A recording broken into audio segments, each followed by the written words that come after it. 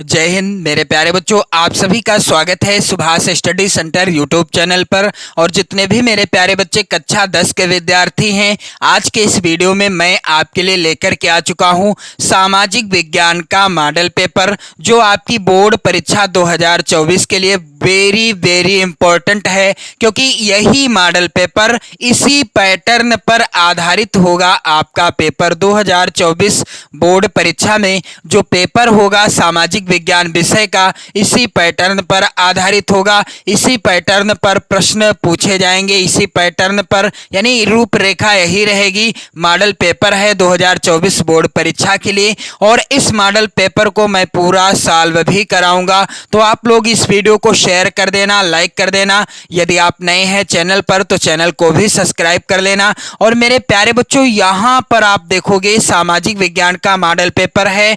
जैसा कि आप सभी जानते हैं 3 घंटे 15 मिनट का समय मिलेगा आप सभी को।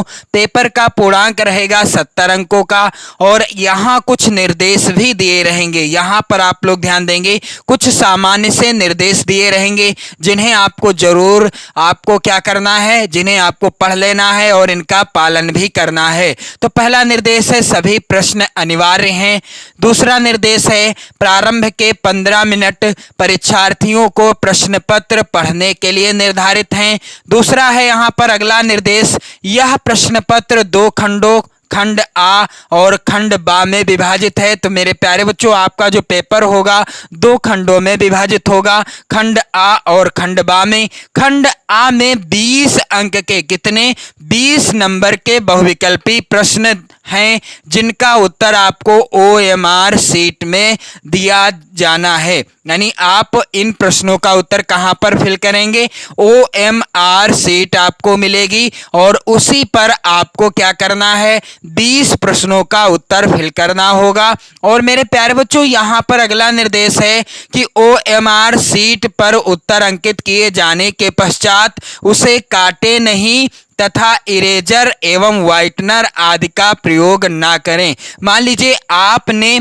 ए वाला विकल्प सही था और आपने सी वाले गोले को काला कर दिया, तो आपको क्या करना है, इसको ना तो इस तरीके से काटना है, ना तो इरेजर लगाना है, और ना ही व्हाइटनर का प्रयोग करना है। आपको कुछ नहीं करना है, ऐसे ही छोड़ देना है। इसके बाद मेरे प्यारे बच्चों, खंड बा 50 अंकों का है। इसमें वर्णनात्मक फर्स्ट टाइप के और वर्णनात्मक सेकंड यानी दूसरे टाइप के एवं मानचित्र से संबंधित 2 प्रश्न दिए गए हैं। प्रत्येक प्रश्न के लिए निर्धारित अंक उसके सम्मुख अंकित हैं। और यहां पर अगला निर्देश है, दिए गए मानचित्र को उत्तर पुस्तिका में मजबूती के साथ संलग्न करना आवश्यक है। यानी जो आपको मानचित्र मिलेगा उसे आपको अपनी उत्तर पुस्तिका यानी कॉपी में अच्छे से संलग्न कर देना है, बांध देना है, ताकि वो छूटने ना पाए।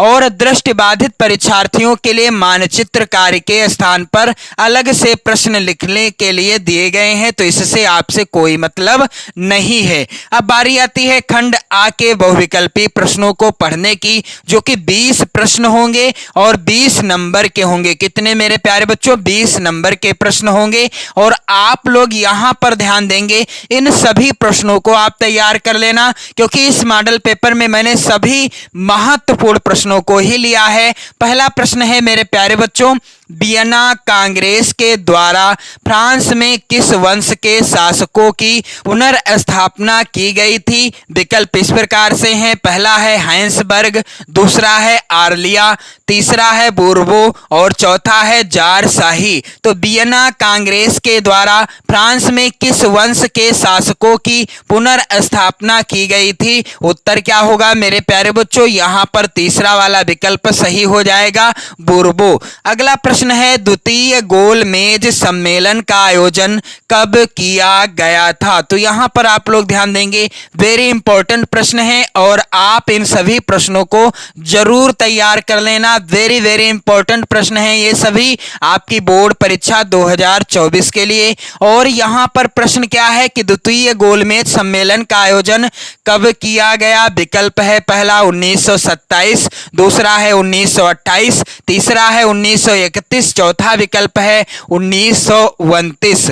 तो द्वितीय गोलमेज सम्मेलन का आयोजन कब किया गया मेरे प्यारे बच्चों? इसका उत्तर क्या हो जाएगा? सन 1931 ईस्वी में द्वितीय यानी दूसरे गोलमेज सम्मेलन का आयोजन किया गया था। और अगला जो प्रश्न है कह रहा है निम्न में से किन राष्ट्रों को मित्र राष्ट्रों में शामिल किया गया था? विकल्प इस प्रकार से हैं। पहला विकल्प है इटली, नीदरलैंड, रोमानिया। दूसरा विकल्प है ब्रिटेन, फ्रांस, रूस। तीसरा विकल्प है जर्मनी, ऑस्ट्रेलिया, हंगरी, तुर्की। और चौथा विकल्प है इटली, नीदरलैंड और रोमानिया। तो यहां पर आप लोग देखेंगे यहां पर जो विकल्प है सही विकल्प क्या होगा? ब्रिटेन, फ्रांस और रूस को कहां शामिल किया गया? मित्र राष्ट्रों में शामिल किया गया था।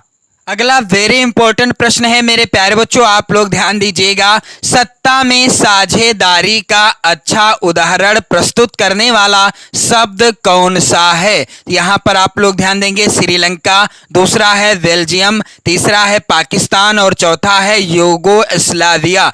तो सत्ता में साझेदारी का अच्छा उदाहरण प्रस्तुत करने वाला शब्द कौन सा है? इसका उत्तर क्या होगा मेरे प्यारे बच्चों? बेल्जियम हो जाएगा राइट आंसर।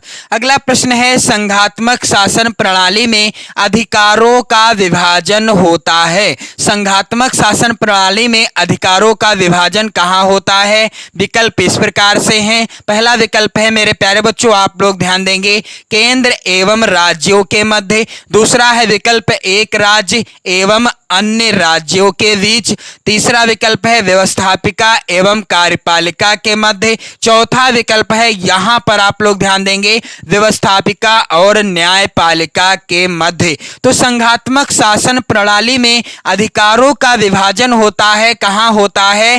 केंद्र एवं राज्यों के मध्य अधिकारों का विभाजन होता है। अगला प्रश्न मेरे प्यारे बच्चों, इनमें से कौन सा कथन अश्वेत शक्ति आंदोलन के बारे में सही नहीं है? यहां पर आप लोग ध्यान देंगे, पहला यह 1966 ईस्वी में उभरा। दूसरा यह 1975 तक चला। तीसरा यह एक अधिक उग्रवादी आंदोलन था। चौथा इसने शांतिपूर्ण तरीकों की वकालत की। तो यहां पर सही उत्तर क्या हो जाएगा कि इनमें से कौन सा कथन अश्वेत शक्ति आंदोलन के बारे में सही नहीं है? इसने शांतिपूर्ण तरीकों की वकालत की, यही जो कथन है सत्य नहीं है, सही नहीं है। बाकी पहला कथन सही है कि अश्वेत शक्ति आंदोलन 1966 में उभरा था और यह 1975 ईस्वी तक चला था और यह एक अधिक उग्रवादी आंदोलन था। ये तीनों कथन सत्य हैं, लेकिन यहां पर जो चौथा कथन है इसने शांतिपूर्ण तरीकों की वकालत की थी, ये जो है कथन क्या हो जाएगा? गलत हो जाएगा। यहां पर आंसर क्या है? यहां पर चौथा ही विकल्प सही है, क्योंकि प्रश्न में कह रहा है कि निम्न में से या इनमें से कौन सा कथन अश्वेत शक्ति आंदोलन के बारे में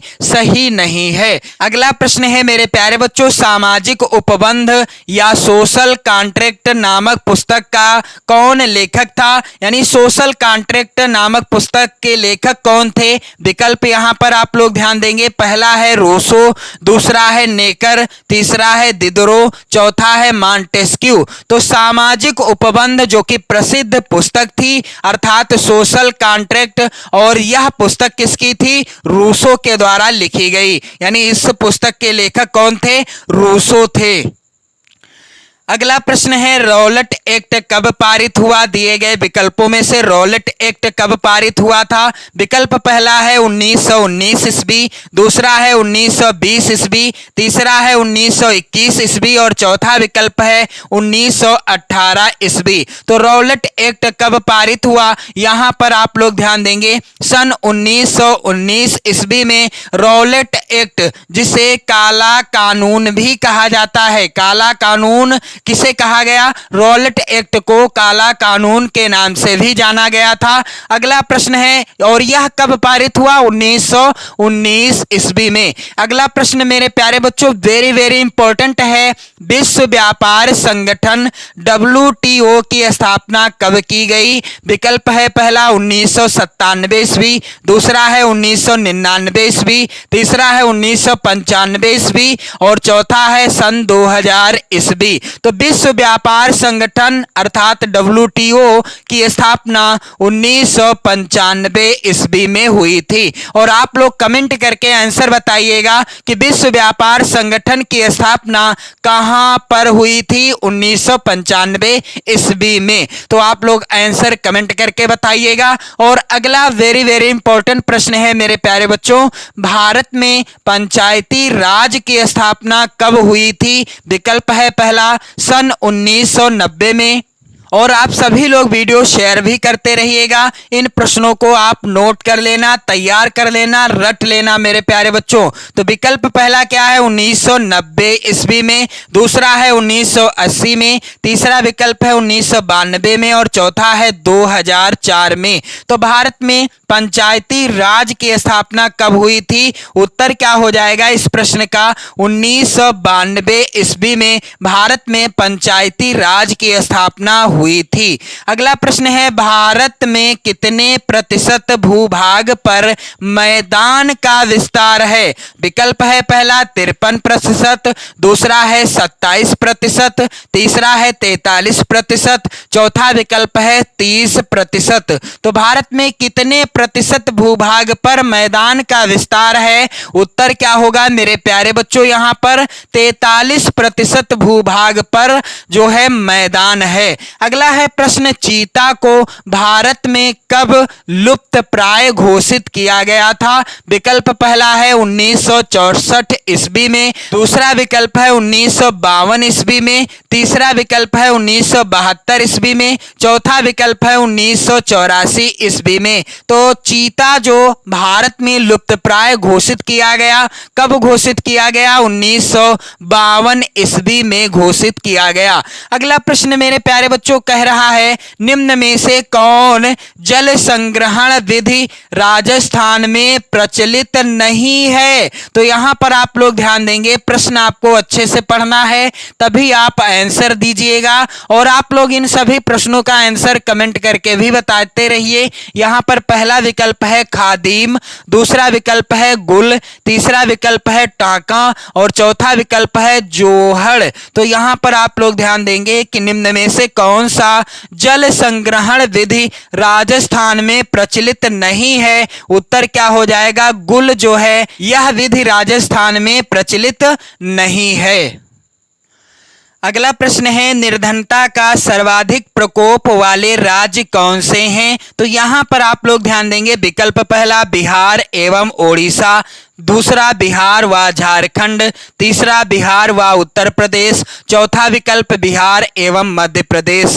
तो निर्धनता का सर्वाधिक प्रकोप किन राज्यों पर है? बिहार एवं ओडिशा राज्य पर है, क्योंकि ये जो हैं निर्धन राज्य हैं, भारत के सबसे निर्धन राज्य हैं। और अगला प्रश्न है, झारखंड का कोडरमा अग्रणी उत्पादक है, किसका अग्रणी उत्पादक है झारखंड का कोडरमा? तो यहां पर विकल्प पहला है लौह अयस्क का, दूसरा है तांबा का, तीसरा है सोने का और चौथा है अभ्रक का।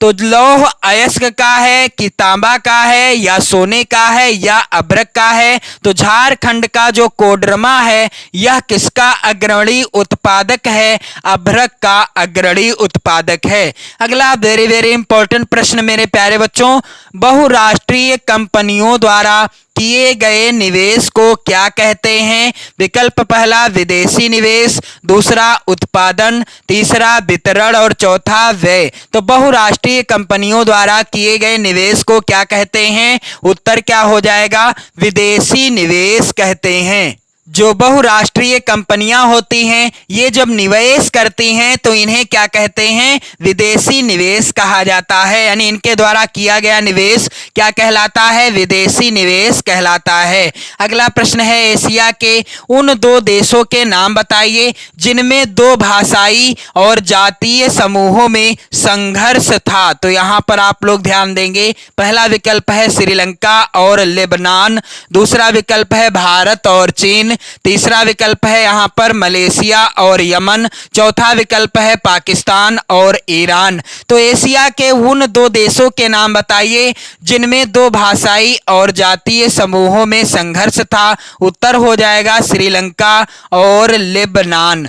अगला प्रश्न है यहाँ पर, निम्नलिखित में से कौन सा विषय राज्य सूची में नहीं है? विकल्प इस प्रकार से हैं, पहला है कृषि, दूसरा है मुद्रा, तीसरा है सिंचाई और चौथा है पुलिस। तो दिए गए विकल्पों में से कौन सा विषय है जो राज्य सूची में नहीं आता? उत्तर हो जाएगा मुद्रा, यहाँ पर राज्य सूची का विषय नहीं है। अगला प्रश्न है, चुनौती किसे कहते हैं? तो मेरे प्यारे बच्चों आप लोग बताइएगा दिए गए विकल्पों में से आंसर क्या होगा। पहला विकल्प है विभिन्न प्रकार के संघर्ष और यहाँ पर दूसरा विकल्प है लोकतांत्रिक अव्यवस्था, तीसरा विकल्प है विभिन्न तरह की मुश्किलें, चौथा विकल्प है उपरोक्त सभी। तो चुनौती किसे कहते हैं? चुनौती कहते हैं विभिन्न तरह की जो मुश्किलें आ जाती हैं उन्हें ही हम क्या कहते हैं? चुनौती कहते हैं। अगला वेरी वेरी इंपॉर्टेंट प्रश्न है,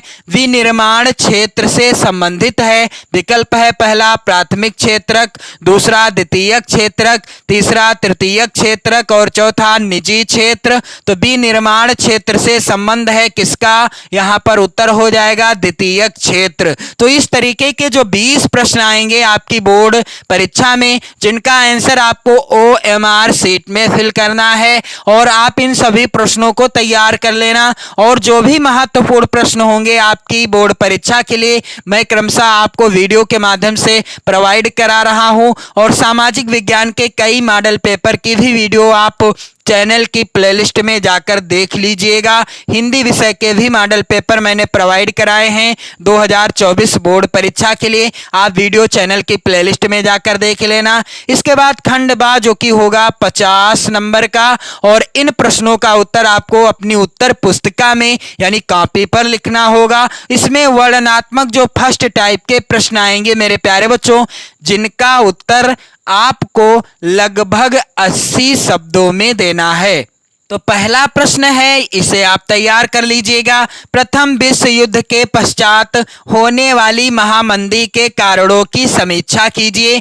4 नंबर का प्रश्न होगा। जो वर्णनात्मक फर्स्ट टाइप के प्रश्न होंगे इसमें का प्रत्येक प्रश्न होगा 4 नंबर का। और यहाँ पर अथवा में प्रश्न है 1928 से 1934 के मध्य होने वाली महामंदी का भारतीय अर्थव्यवस्था पर पड़ने वाले प्रभाव की समीक्षा कीजिए। तो मेरे प्यारे बच्चों आप लोग ध्यान देंगे, इसका जो है आप आंसर जरूर तैयार कर लेना क्योंकि काफी ज्यादा इंपॉर्टेंट है प्रश्न आपकी बोर्ड परीक्षा के लिए। और यहाँ पर आपको किसी एक ही प्रश्न का उत्तर देना होगा, चाहे तो आप पहले का उत्तर दें या फिर आप अथवा वाले प्रश्न का उत्तर दें। तो यहाँ पर अगला वेरी इंपॉर्टेंट प्रश्न आप तैयार कर लोगे। सत्ता की साझेदारी लोकतंत्र की आत्मा है, इस कथन की विवेचना कीजिए। और अथवा में प्रश्न है यहाँ पर, जाति में राजनीति एवं राजनीति में जात की भूमिका की विवेचना कीजिए। और मेरे प्यारे बच्चों तीसरा प्रश्न वेरी इंपॉर्टेंट है, आप तैयार कर लेना।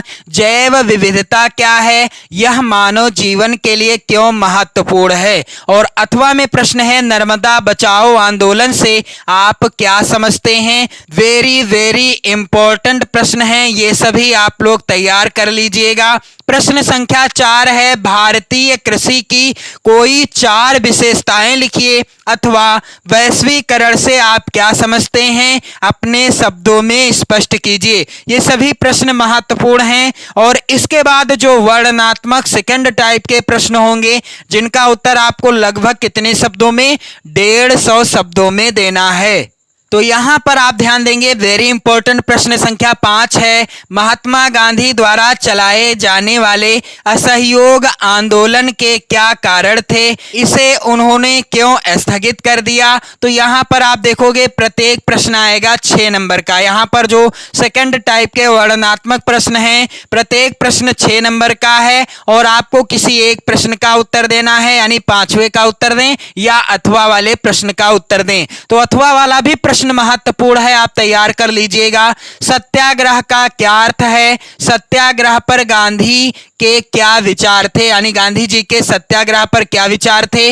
अगला वेरी इंपॉर्टेंट प्रश्न है मेरे प्यारे बच्चों, आंदोलन तथा दबाव समूह के प्रभाव किस प्रकार सकारात्मक होते हैं। और अथवा वाला प्रश्न वेरी इंपॉर्टेंट, वैध शासन का क्या अर्थ है, लोकतंत्र किस प्रकार उत्तरदायी, जिम्मेदार एवं वैध सरकार का गठन करता है। वेरी वेरी मोस्ट इंपॉर्टेंट प्रश्न।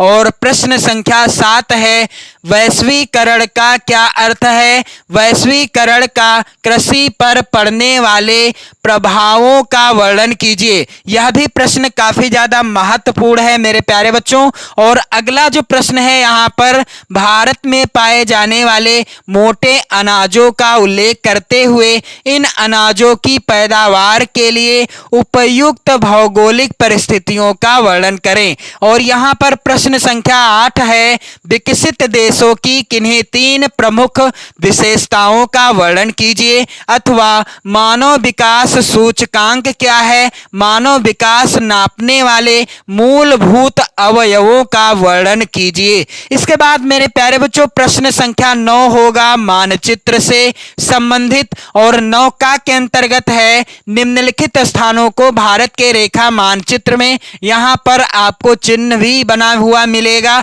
जिस चिन्ह के द्वारा आपको दर्शाना है। आपको दर्शाना भी पड़ेगा और नाम भी लिखना पड़ेगा, जिसके लिए आपको 1/2 प्लस 1/2 अंक मिलेंगे। एक जो है प्रश्न आएगा 1/2 1/2, यानी 1 अंक का एक प्रश्न होगा। यहां पर आप देख सकते हो 5 प्रश्न पूछे जाएंगे। यहां पर उदाहरण स्वरूप आप देख सकते हो, वह स्थान जहां जलियांवाला बाग हत्याकांड हुआ, आपको रेखा मानचित्र में, अर्थात जो भारत का रेखा मानचित्र आपको बोर्ड परीक्षा में मिलेगा, उसी में आपको दर्शाना होगा कि वह स्थान जहां जलियांवाला बाग हत्याकांड हुआ। और अगला है वह स्थान जहां गांधी जी ने नमक बनाना प्रारंभ किया, वह स्थान जहां नील की खेती करने वाले किसानों ने आंदोलन किया, वह स्थान जहां मिल श्रमिकों ने सत्याग्रह किया, और वह स्थान जहां दिसंबर 1920 में भारतीय राष्ट्रीय कांग्रेस का अधिवेशन हुआ। प्रत्येक प्रश्न 1 अंक का है, यानी कुल 5 नंबर आपको यहां से मिलेंगे। कितने, 1 2 3 4 और 5, यहां पर आप लोग ध्यान देंगे कुल 5 नंबर आपको मिलेंगे। और इसके बाद केवल दृष्टिबाधित परीक्षार्थियों के लिए मानचित्र कार्य के विकल्प के रूप में प्रश्न दिए होंगे, जिन्हें आपको नहीं करना है। फिर 9 खा के अंतर्गत प्रश्न दिया होगा कि दिए गए भारत के मानचित्र में निम्नलिखित को दर्शाइए। पश्चिम बंगाल का एक उद्यान, यहां पर चिन्ह भी बना हुआ मिलेगा आपको, जिस चिन्ह के द्वारा दर्शाना है। और इसी तरह से यहां पर आप देखोगे 5 प्रश्न यहां भी पूछे गए हैं। और मैंने आपको मॉडल पेपर बता दिया है सामाजिक विज्ञान का, इसे आप जरूर तैयार कर लेना। वीडियो शेयर कर दें, लाइक कर दें, अपने प्यारे प्यारे कमेंट भी करते रहें। पढ़ते रहें, मस्त रहें, स्वस्थ रहें। जय हिंद।